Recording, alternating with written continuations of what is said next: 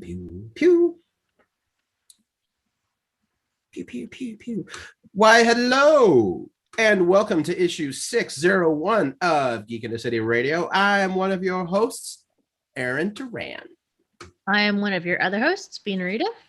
And I'm your other host, Cable Hashtani. How is everyone this fine Tuesday evening? Yes. Steady B. Steady B. Sleepy. Sleepy. I was like, are we grading our situation right now? Let's go. Someone had a little birthday party yesterday. I'm at a C+. I don't know how to point. I know. You're here from me. You know you can move each other, right? Yes, I know. Okay, that's fine. I have the camera flipped and I still can't think that way. That's fair. Hi, everybody, and welcome to all of us being a little bit weird today. Plus technical confusion. I had a work meeting and I've been staring at a web script and figuring out graphics. So well, that's a fun, not fun time. It's all for the next Magic the Gathering release event, even though we just had one still coming up this week. Because it's 90 days, right? That's how they crank them out. Pretty much. It's once a quarter is when the standard sets come out. The first one of this year was Kaldheim. That was followed by Strixhaven. And then in July is Dungeons and Dragons Adventures in the Forgotten Realms. Ooh. Right.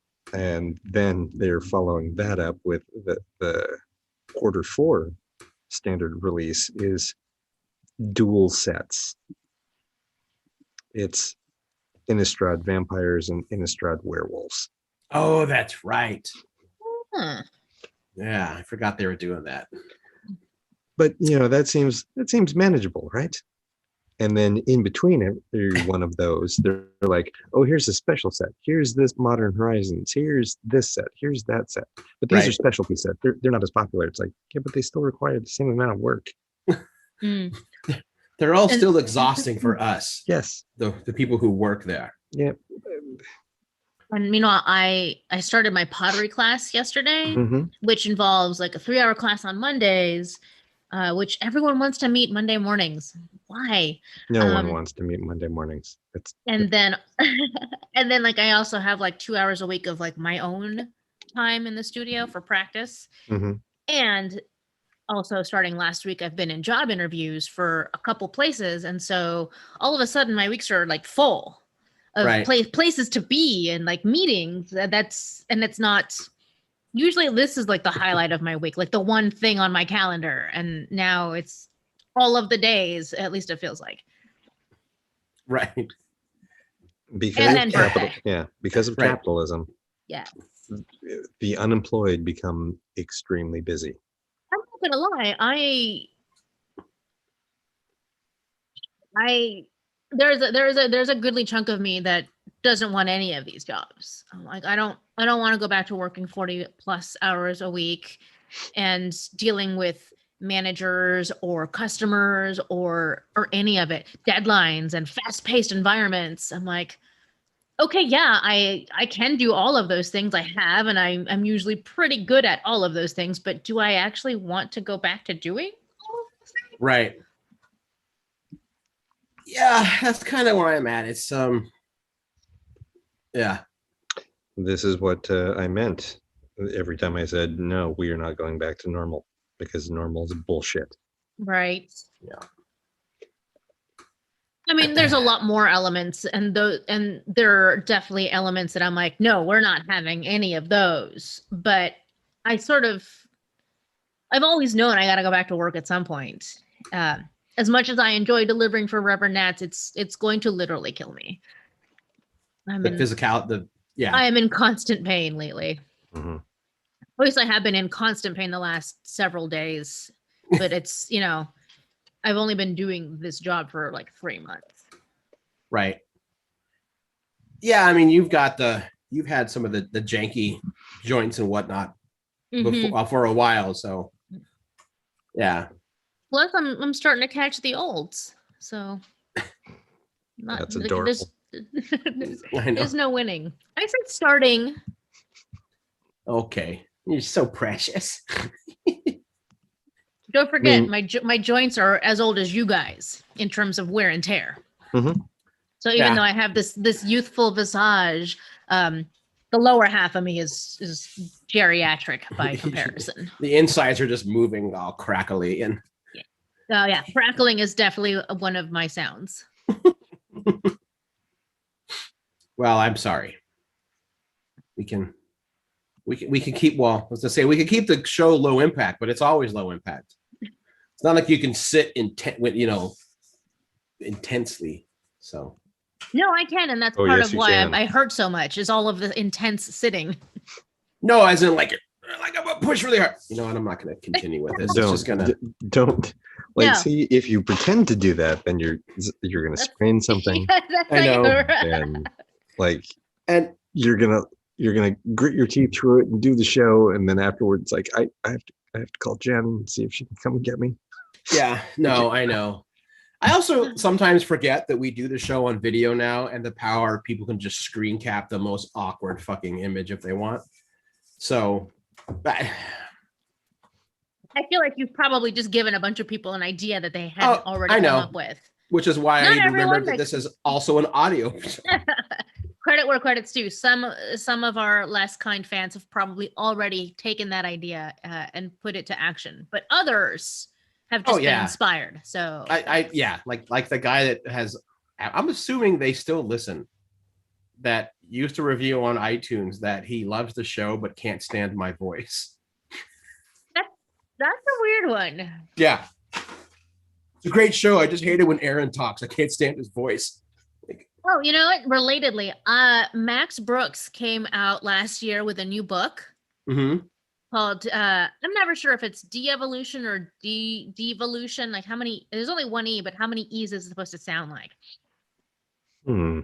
But anyway, much in the same thread as World War Z, it's a book that is a compilation of interviews, news pieces, excerpts, and stuff. And so it's got an all-star cast, including Nathan Fillion, who's not on it a ton, but he's in it. And the main character is read by Judy Greer, whom I love, but it's Judy Greer's voice. And the character is this like perky, like very self-reflective young white girl. And so yeah, that's the main voice for most of the story. You said Judy Greer. Mm-hmm. Yeah, I was like, isn't that how she sounds? Yeah. She has a certain voice already. Right. Yeah. But now she's playing this like quirky, energetic, young 20-something. Oh, so I like, see. Yeah, so like Judy Greer plus. Okay. She's playing Judy Greer when Judy Greer was in her 20s. Right. Yeah, so like Kitty Sanchez. Right. Yeah. Okay. Except for like she's not like a drunk hot mess. So there's a lot of like the accents ending on every sentence, like the rising. And the format is this journal that she keeps for her therapy, I think is what's going on. And is it good though? Oh, it's great. It's really good. Yeah. Just like imagine like World War Z and oh my god, now I'm gonna blank. Bobcat Goldthwait's Bigfoot movie. Willow Creek. Willow Creek, thank you. So yeah, World War Z meets Willow Creek. Wait, we were taken over by Bigfoot? It is a book about Bigfoots. It's a Sasquatch invasion. Yep. Okay, even that concept alone is going to get me. I'll read that. No, one. you'll definitely like it. That's cool. Well, today on the show, we got a couple of Bad Batch episodes, and we're going to dive into Loki also. Yeah. So yeah, we're going to do all kinds of stuff. Before we kick off with that, I wanted to bring up this news that came out yesterday.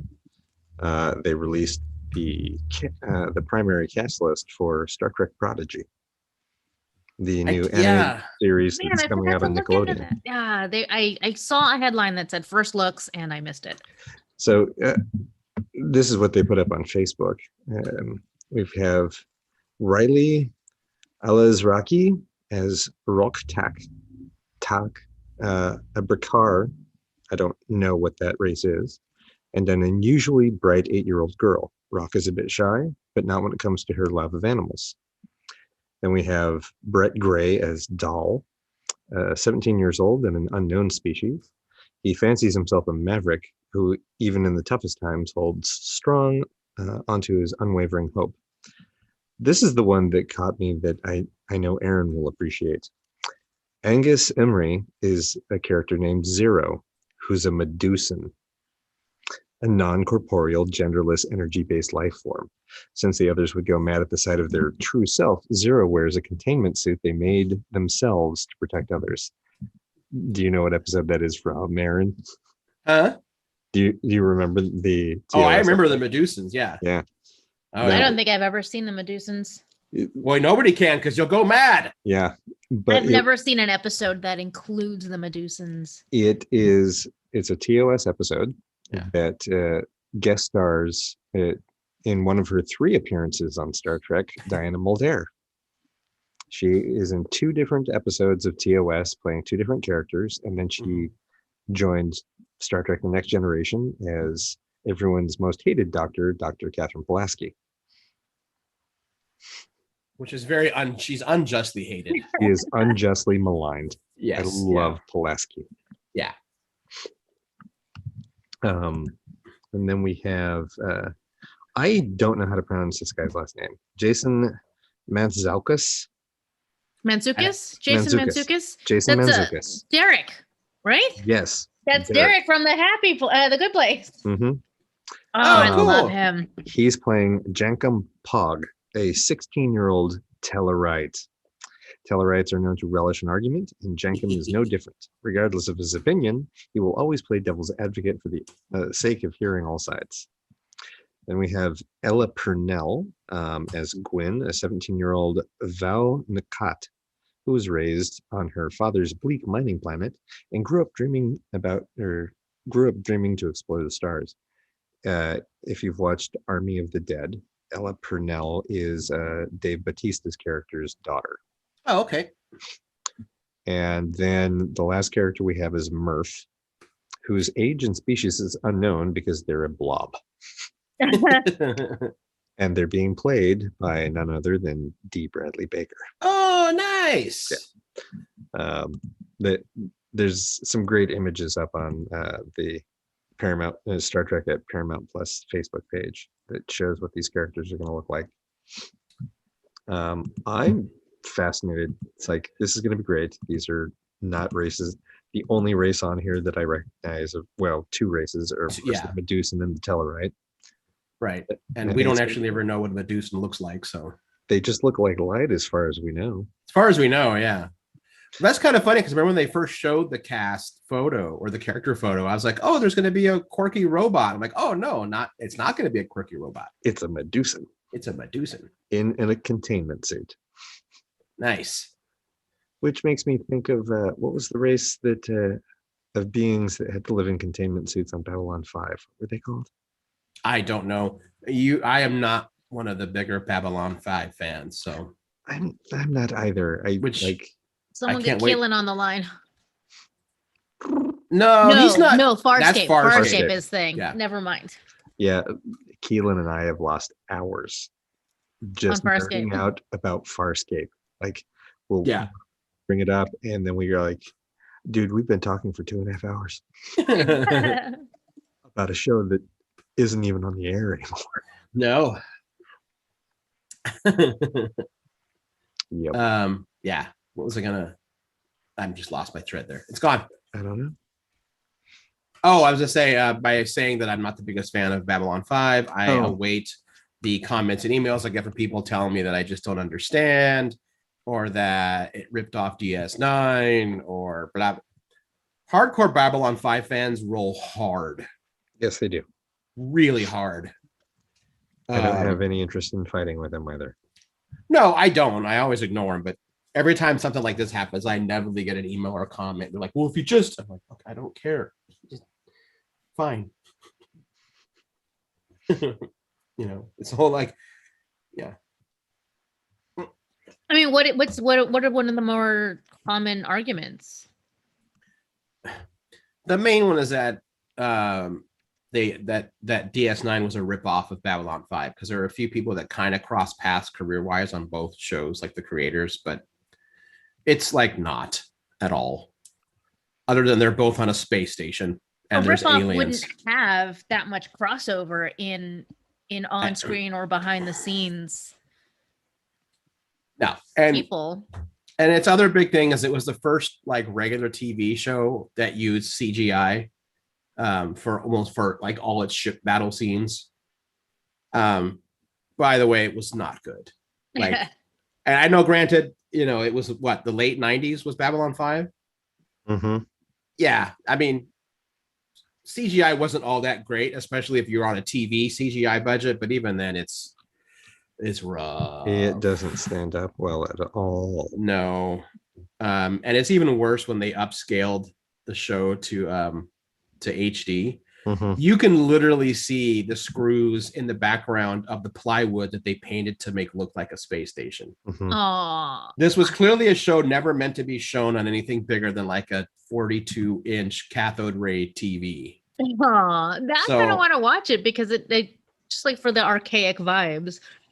Norm in the chat is saying he is that Babylon 5 fan, but to be fair, Deep Space Nine is the better show. Well, yeah. Mm-hmm. So yeah, no, that's all. That's it. We notice.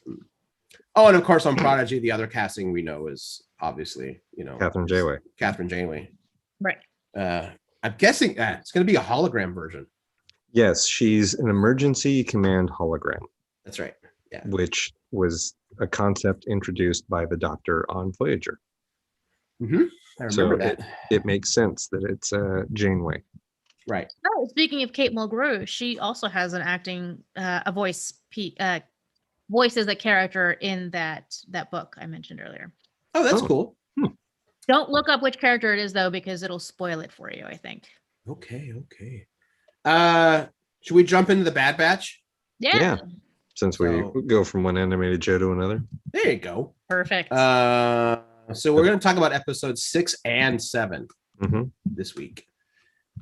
Episode 6 is Decommissioned, where the Bad Batch is dispatched by Sid to retrieve it's this particular type of droid. Why can't I remember? It's the tactical droid. Tactical droids. Yeah. Because they get paid big money on the market, since the Empire, the newly formed Galactic Empire, is still running on clones, and tactical droids know how to beat them. Right.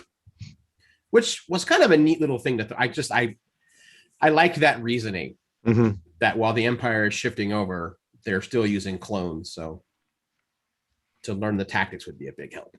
Yes, it would.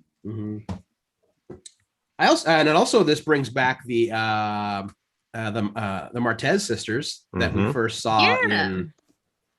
They were in Clone Wars, right? Seventh season of Clone Wars. The seventh season, yeah. It took me a minute to remember where in the canon we're meeting them in Bad Batch versus when we met them in the Clone Wars season 7.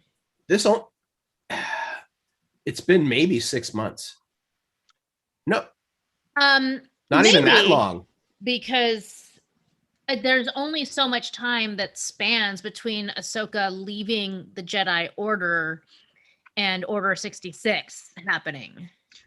See, and that's a little squishy, because she left the Order a full year before the end of the war. Right. Was it a full year? Okay. They have never really said. So we don't know how long it was when, like, it feels like she just left, and then we don't see where she leaves until season 7, and that introduction is she just jumps right down into the core and meets the Martez sisters. Right. So that's what I mean. From the Martez sisters' first appearance to Bad Batch, it has not been that long. depending on when she actually met them.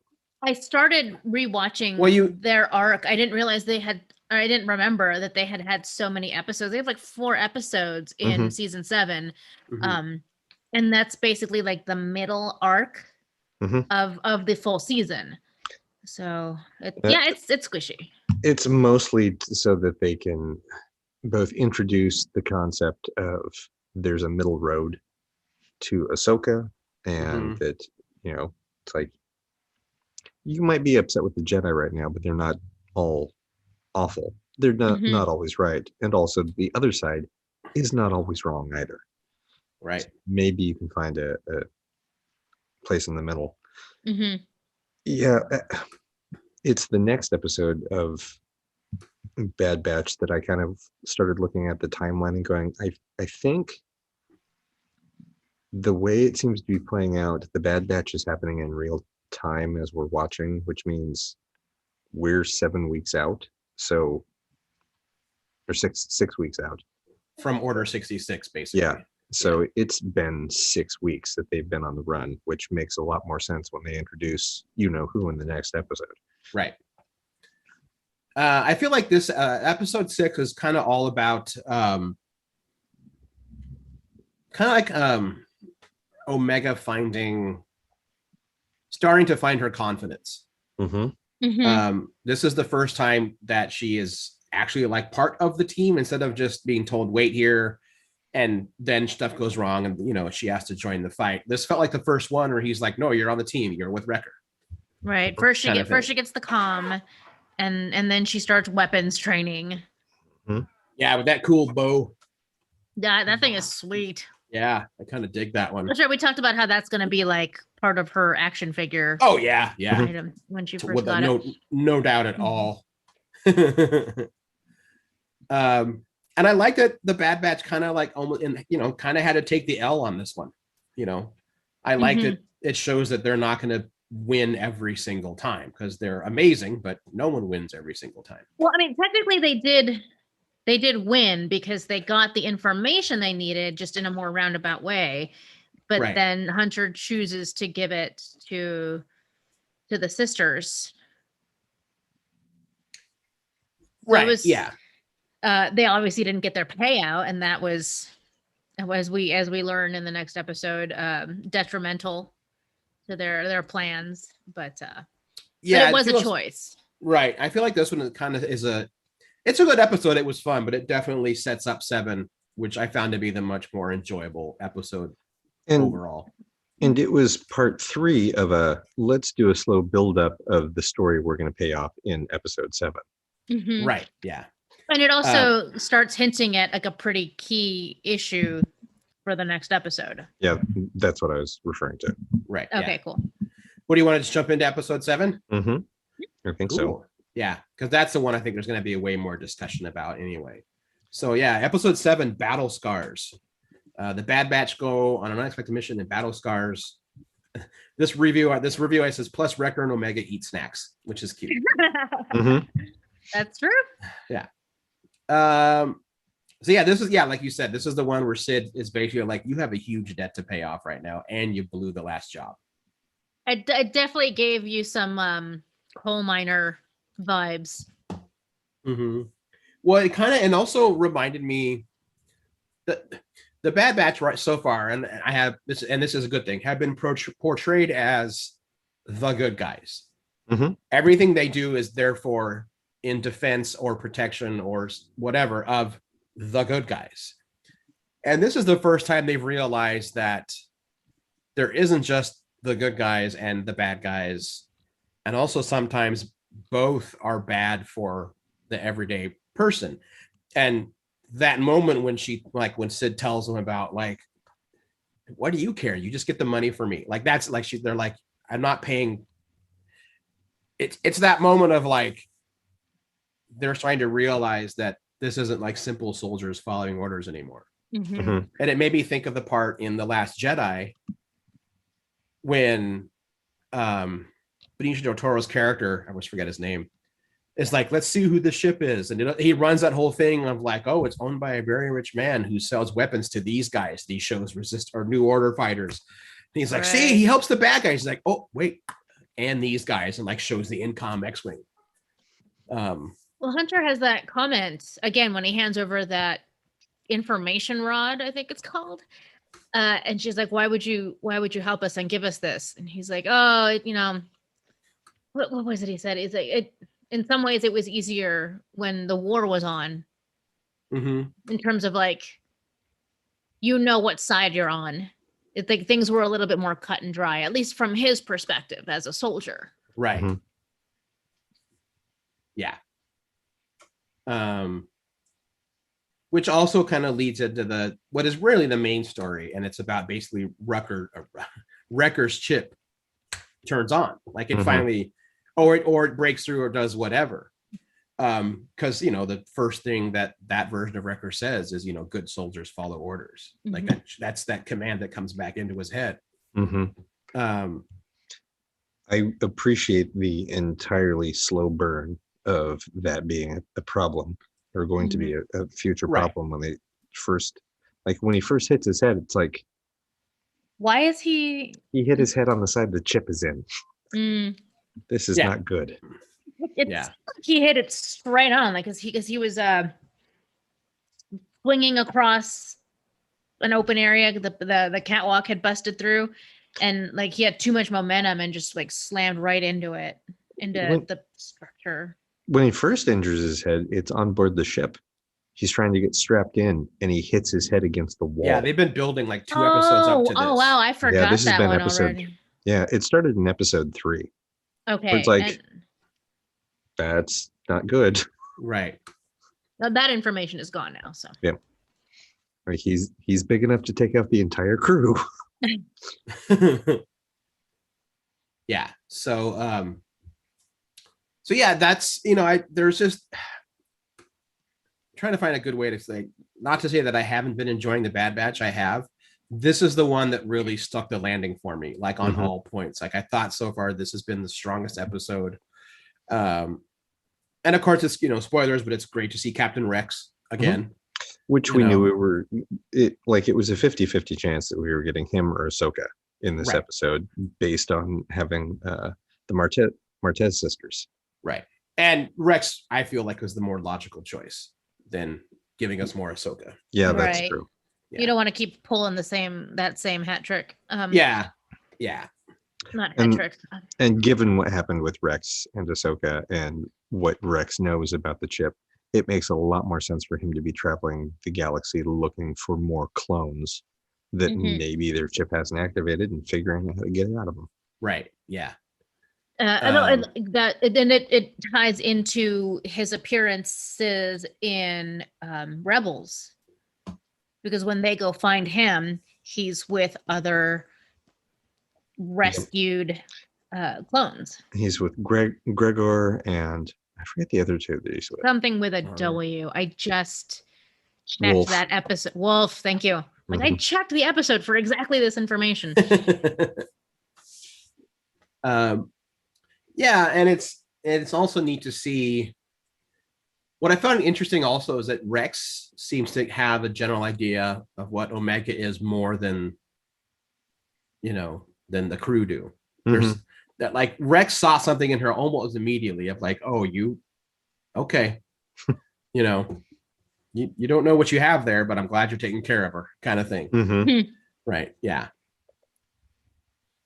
And it's also like everyone is hinting at that. At some point, someone was like, a Hunter says, she's a clone just like us. And the response is, each of you were made different for a specific reason.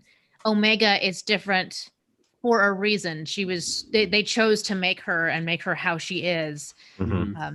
Yeah, I feel like everyone but Hunter and the rest of the batch are picking up on, like, there's something unique and special about this one. Like, Echo is just treating her like another soldier, which is great, because that means to him she's an equal. It's like, oh nope, you just need training. Wrecker's relationship is sibling. Tech is oblivious to everyone. It's not mean. It doesn't think that way. That's not what's in his head. He's a tech guy. Yeah. Yeah. And Hunter, interestingly enough, is going through his own levels of denial. Like he's trying to deny the fact that he wants to be a father to this kid. He's denying the fact that she is more powerful than he thinks she is. Mm-hmm. Like, well, as the leader of the group, he's the most likely, most capable of being a parental figure to this new child element. mm-hmm. Mm-hmm. But that doesn't mean that feels right, because it's a child, not a soldier. Right. And the trick is that's creating a blind spot for him, where he's thinking of her as a kid and not as a clone. Right. Or an asset. Yep. Yeah. So That's a very, very good point. Yeah, I do think it's great that that, like Aaron pointed out, she keeps developing. She's gone from stay behind, okay, take the lookout point. All right, you're with so and so. You're with so and so. Right. Go into your teams. Yeah, and I get why you would give Omega to Wrecker almost all the time, because he's the one that can take all the hits to keep her safe, like if it had to be. And they also both clearly get along the best. They do. I mean, that's like little sister, big brother kind of thing with those. Exactly. Two. And it's that's pretty that wonderful. Sibling relationship that they have. Yeah. I love it when Hunter finds out the reason why they owe so much money on this certain food item. It cuts right to Wrecker and Omega just buying buckets of it. I mean, caramel corn. I know, the best part of the mission. Sweet and salty. It does sound good. Oh, now I want to make popcorn. Yeah. God, what else was I going to say on this? It's a strong episode. I do like it a lot. I like that we've kind of got the chip issue out of the way, at least for them. You know, that sets up them trying, maybe they'll get to do it with my memory is shot today. Crosshair. Thank you. Yeah. And I think that's why they did this at the point when they did, and why they were leading up to it this way, because now they have the information of like, oh, well, we can fix Crosshair. Right. We can go get him and fix him.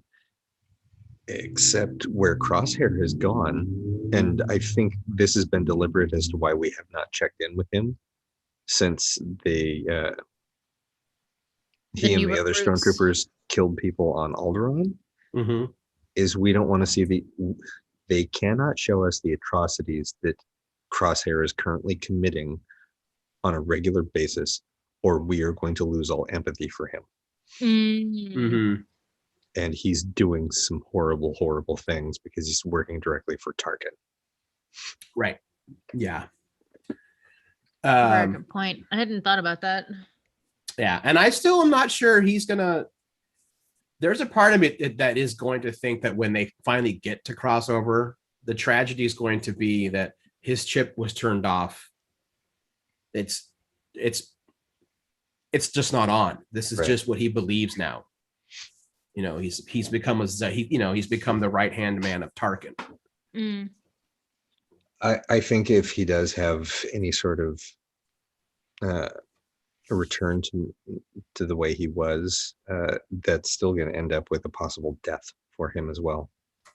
Yeah, I think so. But I have no idea. This show has surprised me from the get-go. So who knows? Right. Like, that's true. It started with Order 66 and threw in Caleb Doom. I'm like, okay, all bets are off. I don't know what this show is going to be about. Right. I thought this was going to be goofy, fun adventures, and they were having a kid sidekick. That's not what's happening. Right. I mean, yeah, they do have adventures and they do have a kid sidekick, but it's a much more. But also, they're like, this is how fascism is born. It's the same thing that Rebels did. That it's targeted for kids because they want to sell action figures, but they also know that like adults are also going to watch it. It's the show that finds that balance. That basically, if you like Star Wars, that's what we're making. We're making Star Wars. That's what I don't. does. The show, I guess, for the most part, is pretty kid friendly, although probably only down to a certain age, because really young kids maybe wouldn't be able to follow along as well. There a little aren't bit enough more goofy droids for it to be young. And kid I'm friendly. remembering that like when the Clone Wars was first on television, I had a 5-year-old stepdaughter. That person is like out of high school now. So this is something, the Bad Batch is something that is definitely going to be more not relatable, like ability to follow along with Sure. for older kids, for more than for young kids. It does feel like a 10 or 12 and up type show rather than you can watch this with your 6-year-old. Right. For sure. What do I know? My sister's been like was watching The Mandalorian with her 7-year-old. So yeah. Yeah. I mean, your own kid, what they can handle, stuff like Right. that. That's true. I'm not saying it's like not appropriate. I'm just I just mean like younger kids might not really understand everything that's going on. That being said, there's a lot of like political talk in the Clone Wars too. Maybe not as much in the earlier seasons, but the longer you go with it, like the more serious the talk gets. So Right. they're not asking for a that. big age change before they start throwing this at you. Mhm. Yeah. No, that's true. So I'm curious what they're teasing, the secret messages that have been going around. I'm always kind of wondering like who's behind each one kind of thing. Mm-hmm. But yeah, this has probably been my favorite Bad Batch episode to date. I've enjoyed them exploring the different moral options that they're now having to face themselves, that when they were soldiers, they really didn't have to. And also they were just shooting robots. Mm-hmm. So it wasn't even the ethical question of like, yeah, they're the enemy, but they're alive. Like, no, they were just, and yes, there's a whole argument about how much free will do Star Wars robots actually have, even though they're still enslaved, but that's for a whole nother show. That Solo opened the can on that one. Mm-hmm. Yes. There has been a lot of, let me go back. A lot of the newer material within the Star Wars franchise is spending more time touching on like what it's like for everyone who's not a hero, an outright hero or an outright villain. Like all the people who live on the lower levels, like the Martez sisters. Yeah. And what is it? Rose Tico's upbringing in episode 7. Yeah. Mm-hmm. Talking about like why she hates these like luxurious Episode places. 8. That's Last Jedi. Thank you. Yeah. Thank you. Versus like the hardships that she grew up with. There's more attention to the have-nots instead of always being about senators and Jedi. Mm-hmm. Right. That is one of the that scene is still one of the main reasons why Last Jedi is my favorite of the Star Wars movies, or of the new Star Wars movies, and definitely in the upper echelon. Like I'll rewatch Last Jedi before I'll rewatch a lot of the other ones. Yeah, but it's also like her line in Rogue One. When he says, "Don't you care that there's a war on?" She's not if you don't look up. Mm-hmm. She's like, this place was a shithole when it was the Republic. It's a shithole now that it's the Empire. Mm-hmm. It very much speaks to the populations of people who don't vote because the candidates, like, it does, to them it doesn't matter who the candidate is. Their lives aren't going to get better and probably not worse. Yeah. So it doesn't matter. Mm-hmm. Yeah. So good job, Bad Batch. I don't know what else we can. Well, we can the fact that we still have no idea what's going to be the following week's episode. Yeah, because it's 16 episodes, I think. Mm-hmm. But they say nothing. Like IMDb has nothing. There's right. That's what I'm saying is that we have a lot of stuff to cover still. We're not even this week will be the halfway episode, basically. Mm-hmm. So the season finale hits the week of my birthday. Oh, hey! Happy birthday to you. Nice. What happens on my birthday? Season 2 of Lower Decks. Oh, Oh right. man, nice. I only got Loki for my birthday. It's not bad. It's not bad. Not bad. Not a complaint. I didn't get any show for mine. See? Yeah, okay, fair. I was trying to remember when First Contact Day was. Not in February. It's No, April. That's April. 5th. Sorry. I cried. Yeah, no. Just me and Elizabeth Taylor. We have the same birthday. Mm-hmm. Different year. You think? Yeah. So let's jump right into Loki season 1 or episode 1. All right. Yeah. Glorious Purpose. It's the episode. Yeah, it was pretty great. Especially considering it's essentially a 0 issue of a comic. I will say that, I don't think I knew anything about, I didn't know anything about WandaVision before we started watching WandaVision. I knew a little more about Falcon and Winter Soldier, which still was a great thesis on patriotism. But after watching the first trailer of Loki, I'm like, nope, I'm officially not watching anything else because I don't want to know what's going on. Right. Well, I don't mean 0 issue in that effect. I mean 0 issue in that there's like an 8-minute chunk where it's it's a clip show. I think this is the first time that the Marvel series has done this. Like WandaVision was completely fine with confusing the hell out of you for 3 episodes. They were doing that on purpose. Falcon and Winter Soldier is like, you both know who these characters are. You saw them last year. So we're just gonna no beating around the bush. We're just gonna open in a big old battle scene and then we'll start the show. But I feel like with Loki, they were like, okay, we know you know Loki, and you kind of remember him, but do you remember what Loki was like before? We're gonna kind of bring you up to speed a little bit, so that we can get it was a lot of and then it was like, now we have to show you the TVA, we have to show you all this weird Brazil-esque, bureaucracy and 70s vibe, which I love, so that we could eventually get to what's going to become the story, which is there's another Loki out there who's killing people and is seriously screwing up the sacred timeline. And it's not Mephisto. It's not Mephisto. It is not Mephisto. No. Dear fans, it's not Mephisto. Wait, real quick for the uninformed. What is Mephisto? It's Marvel's devil. He is he's the personification of the devil for the Marvel universe. Yeah. He shows up a lot in mystical comics, and Spider-Man for reasons. There's an entire storyline that had to do with during Civil War, Spider-Man revealed who his identity was, and he made a deal with Mephisto, and Mephisto wiped that memory away. So collectively, so everyone forgot that Spider-Man was Peter Parker. But the cost of that was he lost his marriage. So he was no longer married to Mary Jane. There was an unborn child in the mix. Yeah. And everyone just wants Mephisto. I don't care about Mephisto.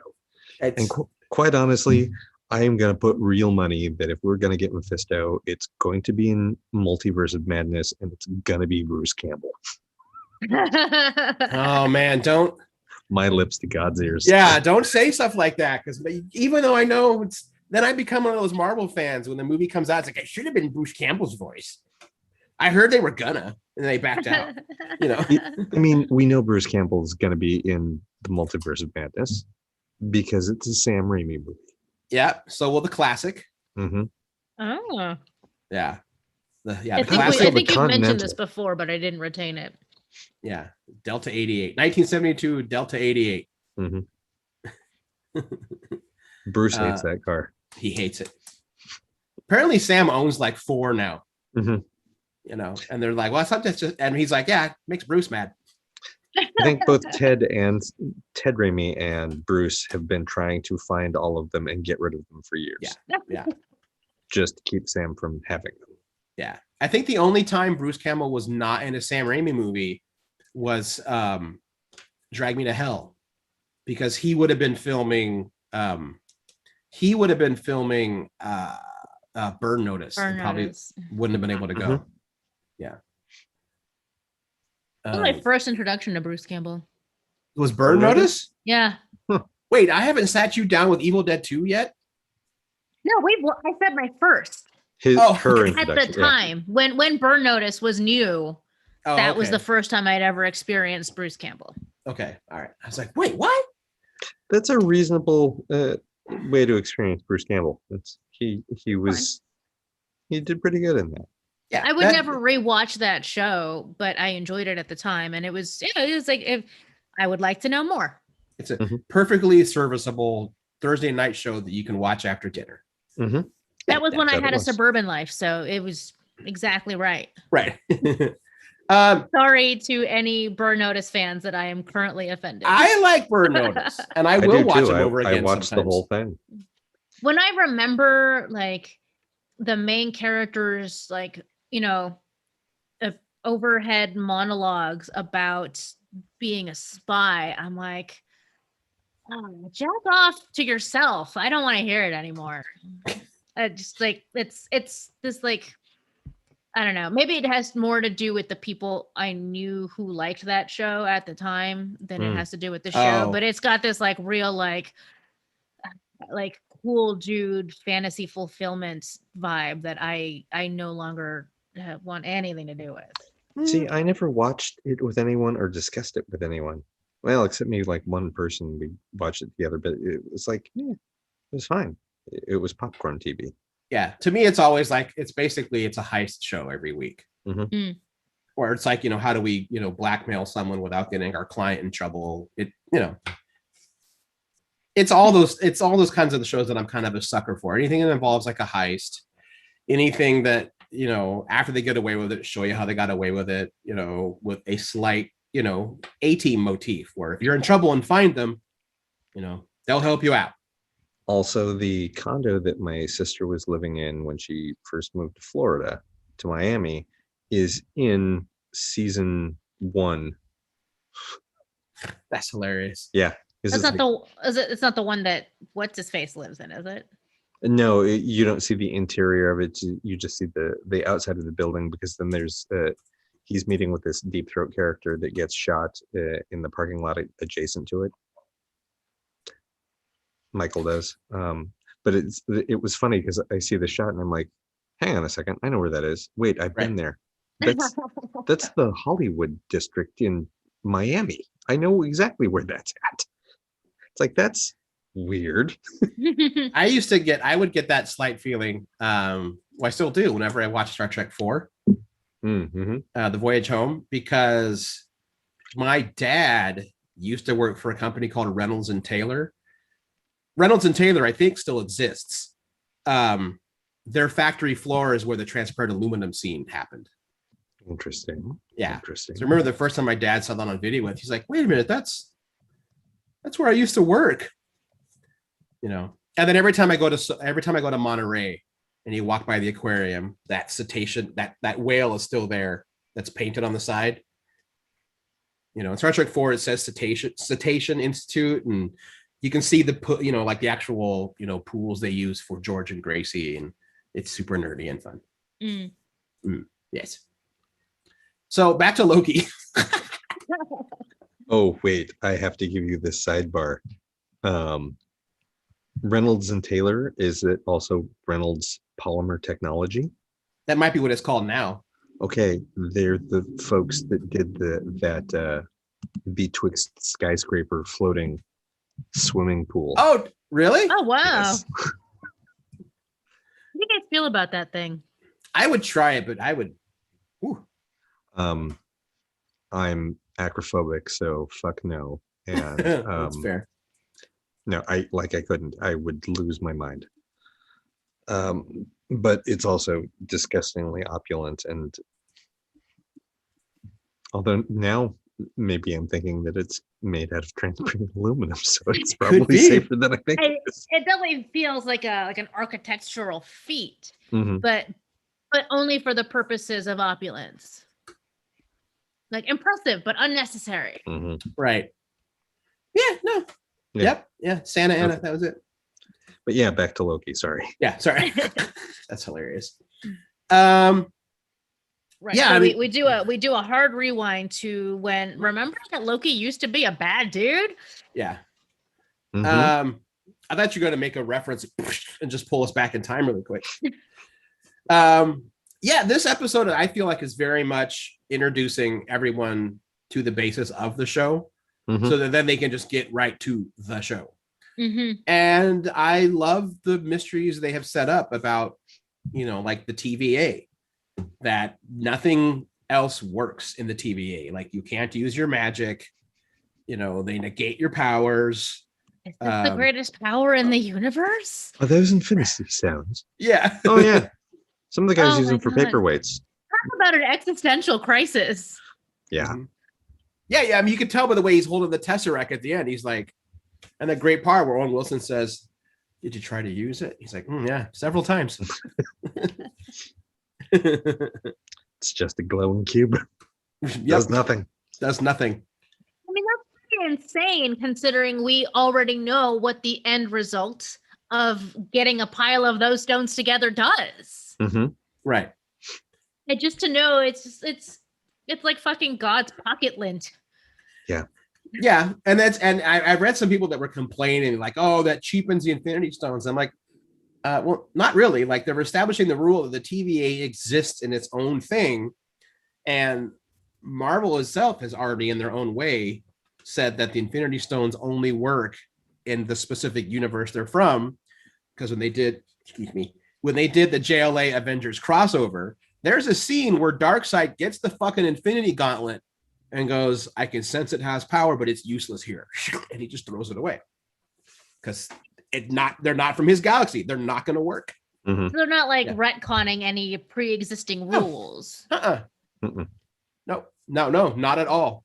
At any rate, the whole point is just these were so important just a couple years ago to any like for people like me who don't have that background info on the comics. Like, this was like the ultimate thing. It took them like a decade to build up to the importance of these stones and what they can do and the consequences there. We just spent the last 6 months watching people dealing with the consequences of having those stones. Right. Nope, they mean nothing. They fucking don't mean anything here. There are bigger fish to fry. Right. Which makes sense because that's how you establish in shorthand just what everyone is dealing with. It's like if Infinity Stones mean nothing to these people, we have skipped up a level on what our threat assessment should be. It's like, oh, Infinity Stones used to be an 11 on a scale of 1 to 10, and now we're down to they're a 4. Yeah, and we're getting hints. Go ahead. I'm sorry. Yeah, and the TVA isn't good. It's not bad per se. It's just bureaucratic. Yes, that was the exact word I was going to say. Speaking of Brazil, right. I'm going to be interested to see if there's another theory about another Marvel character that maybe the TVA is attached to, and it's like, yeah, that could be fun. I don't know if that's going to be true, but it'll be fun. Well, what's that one? Kang the Immortal, or Kang the Conqueror. Yeah, well, he's in Ant-Man and Wasp in the Quantumverse. That is true. Yeah, I think what they're setting up as the big bad are alternate dimensions and how how those things begin to mix with each other and how dangerous it can be. I think that's what we're getting at, because you've got the Doctor Strange, the Spider-Man movie is going to have multiverse stuff in it. WandaVision all but flat out said that there are alternate dimensions and she can tap into some of them. And now, Miss Minutes in the little TVA speech, Miss Tara Strong, she talks about, and then there was the interdimensional wars and everything. There's an animation of the Kree Skrull War, going on, which makes me wonder if that's how Secret Invasion is going to work. It's not going to be our Skrulls; it'll be other Skrulls, like another dimensional Skrulls. So that's how they do it. Another dimension, another dimension,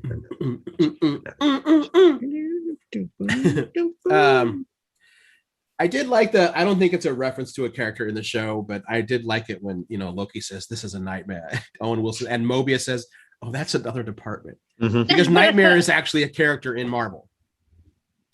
He's like it's a another class, Doctor Strange. yeah, class 4 demon that basically can enter to your mind and steal your dreams and use them against you. And yeah, that was he was one of the classics for Doctor Strange. It's Dormammu, Nightmare, Baron Mordo, and Mephisto. Baron Mordo. Do you guys think that those were just funny Easter eggs, or like hinting at things that they might bring back to?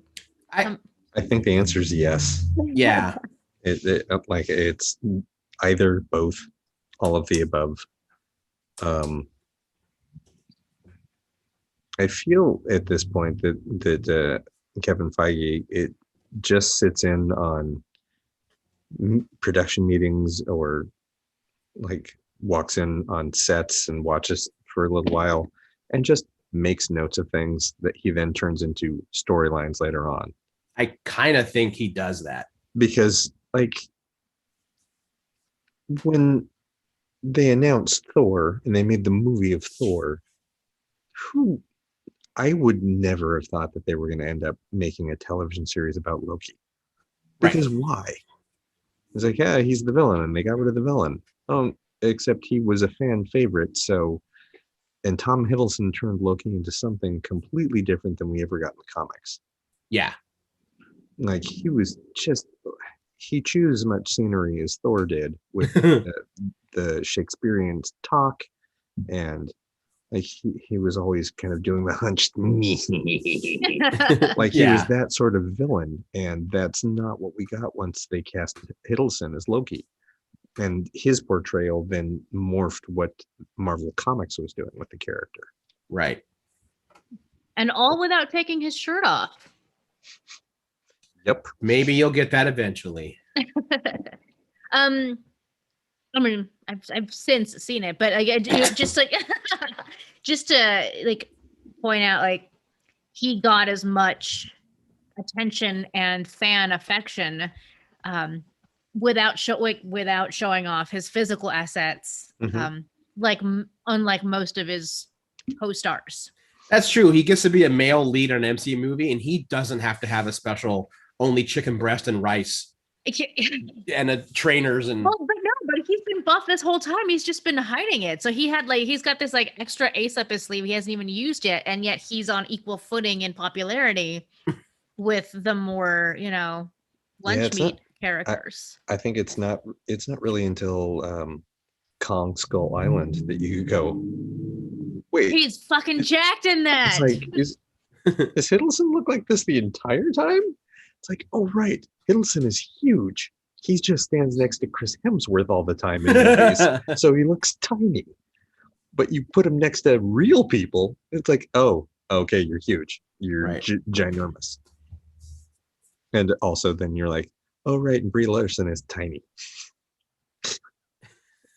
She is very wee. Still Captain Marvel. Doesn't matter what size you are to be Captain Marvel, but like, yeah, in Kong, it's like, you're tiny. It's hilarious. But I'm digging the mystery they're setting up. Mm-hmm. That who do I have to hunt? Well, you. I'm sorry. Yeah. Come again? What? So I definitely, like, I was on for the ride from just the trailer. I was there, but not having any idea who the big bad was meant to be. Now I'm extra intrigued knowing that it's Loki also. Mm-hmm. And then it brings us back to the dimension things, like which Loki, because he's collecting all of the reset butt charges. Mm-hmm. So is it, not to get old, is it MCU/616 Loki is the villain, or is this the one we're watching now? And can Loki actually change his future now? If anyone can do that, it would be the TVA. Yeah. So will that be the carrot they dangle in front of them? It's like, yeah, you help us out. Maybe this was meant to happen. Yep. As a friend of ours pointed out last night in conversation, it's like they did subtly tell us, it's like, no, that was really the end of the story where he's watching his own reel. And when it gets to the end of the film reel of his death, it just sits there and flaps. Like we're used to on film reels. It's like, oh, that really was he's dead. He's dead. Yeah. So, and yet here we are in a Loki TV show. We're playing with time now. So I think I wanted to mention something that Merritt commented on. We were watching. She's like, this is when they first show the grand scheme of what the TVA looks like when they're looking at the windows. She's like, this is a fantastic nod to Mobius. Yeah, the I artist. Totally saw that. Yeah, it's like, oh, this is the kind of shit that he would go, oh, I've got this in my head and put it down on paper. Right. Yeah. And the character that Owen Wilson's played is not named for the artist. That's the character's name from the comics too. Who could have been named actually for the artist, actually, so. I mean, it's a term that also is wrapped up in things that are the concepts of infinity. Like the loop is referred to as the Mobius strip. Right. So it's probably all of those things. Mm-hmm. I think his full name is Mobius B. Mobius. Yes, it is.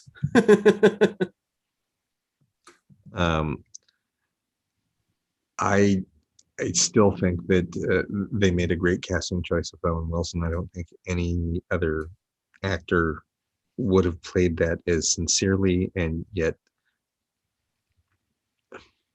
pleasantly condescending. Yeah. Which is the exact foil that you need for the bluster of Hiddleston's Loki. Yeah, they are comical, like just like naturally, like very breezy. This is how it is. I am short. I know. But it's just like calm, like infuriatingly calm friendliness. You're great. I love you. I love everything that you do. It's like, So you're a war criminal. It's fine. I'm a big fan. Wait, what? Are you a fan of that? I'm wondering if they're always going to be almost hour-long shows, because there's only 6 episodes in this season. I hope they're all at least an hour long. Yeah, I mean, I would think they're going to be, but who knows? Because I feel like they got a lot of storytelling to tell in now 5 hours. So, are they really only doing 6? Wow. Yep. Wow. Before we get too far away from it, wow. I want to share. Bex commented on something that I felt the same way. Is she says she got excited when they saw Wunmi Mosaku on Loki. Mm-hmm. I love her. Currently best known probably for her role in Lovecraft Country. Mm-hmm. She also stars or co-stars, I suppose. It's a movie called His House. It's a horror film that really, I don't feel like it got a lot of press or advertising.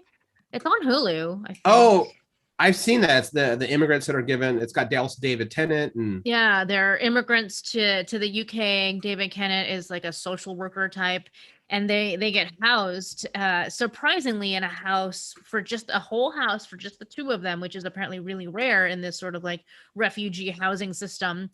But there's something very wrong with the house, and and really the whole horror film is about trauma and dealing with the consequences of your own actions as a refugee and how you got there. Yeah. It was really, really good. I highly recommend. Yeah, I do remember that now. It was very, very good film. What I did not realize is she actually has a pretty hefty CV. What was it, like 40 something titles under her acting cred, but a lot of it is stuff I haven't heard of or haven't seen. So 54 credits. 54 it's credits. A lot of UK work. Mm-hmm. feel like I watch a lot of UK stuff. Apparently she has a part in Batman v Superman that I don't remember seeing her in. Fantastic Beasts, which I've never seen and probably never will. I don't know. She's in a lot of episodes of Luther, which is a pretty great show. I've never seen it. I don't know what that's about. But all this to say, like, I thought she was like this like hot new actress who's getting all these cool parts. No, she's been around. I think she has a couple of BAFTA nominations too. So yeah, she's been around. She's been doing stuff for a bit now. Well, now I know that there's more that I can find of her. Nice. Yeah. No, it's cool. No, I loved seeing her as Hunter B-15. Yeah, she looks amazing. Oh, and apparently people are starting to petition Coke to bring back Josta Cola, which I've never heard of. I think it would be Pepsi, actually. No, I don't know. I've never heard of it. If they're petitioning Coke, they're in for a disappointment. Yeah, produced by Pepsi Company. When I first saw the cola, though, I didn't recognize it as Josta. For some reason, my brain read Jocasta. And I was like, what the fuck is that reference? The hell are you putting them on a side of soda? So, but I was like, oh, okay, it's not. It's still hilarious. The only Jocasta I know is as a character from the Outlander series. Very uncommon name. I don't know. I don't understand the Justicola reference. But that's okay. Oh, it's when I read the thing about the petition, I just assumed it was a type of soda that used to exist and no longer does. It was, yeah. Made by Pepsi. Made by Pepsi. It was Pepsi's attempt at basically making Jolt. Oh, okay. That was the bit. It was just that more makes caffeine. sense based on like the image of like the can from that episode. I can see that for sure. When it's like completely foreign concept to me though. There was another actor in the show that I was happy to see, and that was Eugene Cordero. Yes, Pillboy. Pillboy. The Good Place. We went through this last night, remember? No, I don't. Because you haven't seen it, so I haven't seen the final season. Maybe this is what you left. Maybe we might have had this conversation right after you left about Pillboy. I remember, like, I know other people seem to get excited about him. I like the fact but he's Rutherford on Lower Decks. Mm-hmm. Oh, that's right. And he was also in Kong Skull Island with Tom Hiddleston. Oh, that's right. Yeah. He doesn't do too well. I mean, none of them do, really. No, actually, he does. He survives the movie. I'm struggling to picture him in that movie. So he's part of Sam Jackson's unit, and he's one of the like 3 people from that unit that survives. Everybody else gets killed, but like that boat at the end of the movie is just full of Tom Hiddleston and I've said her name. What's her name? Brie Larson. Brie Larson, and an entire boat full of people that I expected to have died by that point in the movie. It's like, you shouldn't have survived. You shouldn't have survived. The 5 of you shouldn't have survived, but you all did. Great. Good job. It's like they killed a bunch of people that I didn't think were going to get killed. So I got to watch that again.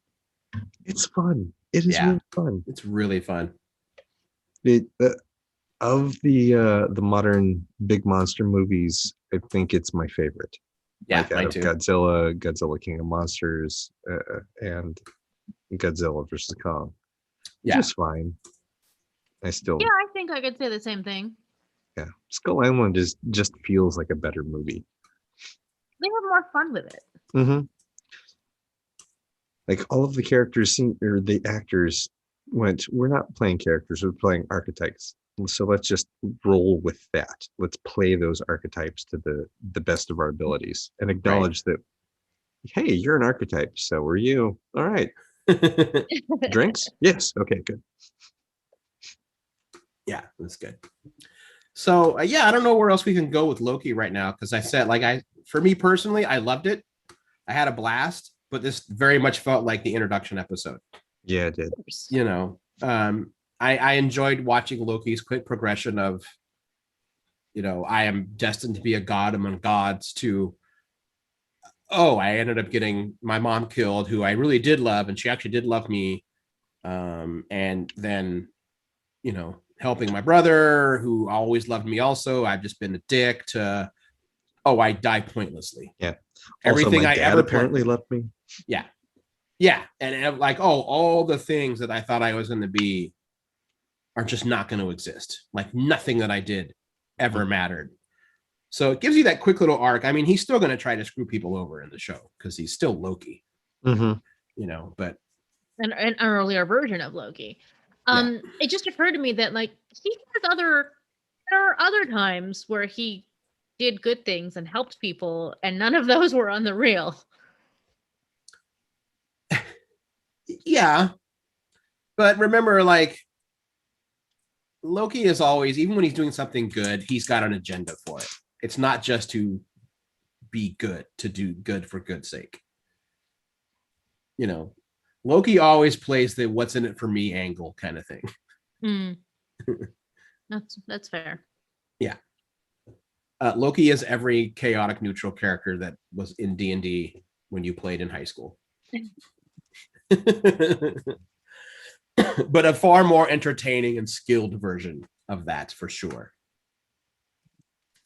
So yeah, I'm looking forward to it. And it's every Wednesday, right? Correct. Ooh, get it tomorrow. Episode 2 tomorrow. Yeah. And then Bad Batch again on Friday. I think we could be an earlier show tonight. I don't hate that. I know we're all pretty tired, folks. I'm sorry. We're all pretty pooped today. I had 2 years worth of birthdays in one, so you know. Oh, that's true. Yeah, because you couldn't celebrate last year on a school night. Yeah, we were all pretty reserved too. We are. Yeah. See. Okay. Damn it. We Monster. Are like. I hope everybody, as much as everyone wants to get back to things, we are still emerging from. We are dealing with a pandemic. We are trying to emerge from a pandemic, and all of this work is emotionally exhausting. So, like, and everyone's tolerance is down, whether you know it or not. Yep. Yeah. So I guess watch Loki, watch Bad Batch, be nice to each other. I will be gone next week, so we have to figure out how we can do the show. I'll tell you guys off the air. So secrets. Well, I guess with that, I'm Aaron Duran. I'm Peter Rita. And I'm Cable Hashitani. And at least 2 of us will see you next week. Bye, guys. Bye-bye.